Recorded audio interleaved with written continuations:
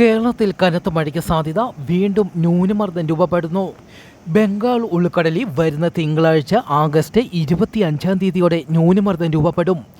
വടക്കു പടിഞ്ഞാറൻ ബംഗാൾ ഉൾക്കടലിൽ ഒഡീഷ, പശ്ചിമ ബംഗാൾ തീരത്തിന് സമീപമാണ് പുതിയ ന്യൂനമർദ്ദം രൂപപ്പെടുക.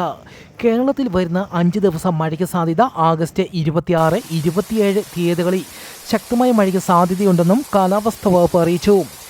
മത്സ്യത്തൊഴിലാളികൾക്ക് ജാഗ്രതാ നിർദ്ദേശം. കേരള, കർണാടക, ലക്ഷദ്വീപ് തീരങ്ങളിൽ ആഗസ്റ്റ് 26, 27 തീയതികളിൽ മത്സ്യബന്ധനത്തിന് പോകരുതെന്നും ഇവിടങ്ങളിൽ മണിക്കൂറിൽ 60 കിലോമീറ്റർ വരെ വേഗതയിൽ കാറ്റിനും സാധ്യത.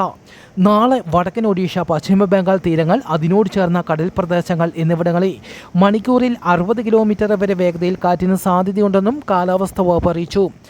ഗോട്ടിമാല, എൽ സാൽവഡോർ എന്നിവിടങ്ങളിലെ തീരങ്ങളിൽ വൻ ഭൂകമ്പം. 6 തീവ്രത രേഖപ്പെടുത്തി. 10 കിലോമീറ്റർ താഴ്ചയിലാണ് ഭൂകമ്പമുണ്ടായത്. തെക്കേ അമേരിക്കയിലെ ചിലി തീരത്ത് വൻ ഭൂകമ്പം. 7.5 തീവ്രത രേഖപ്പെടുത്തി.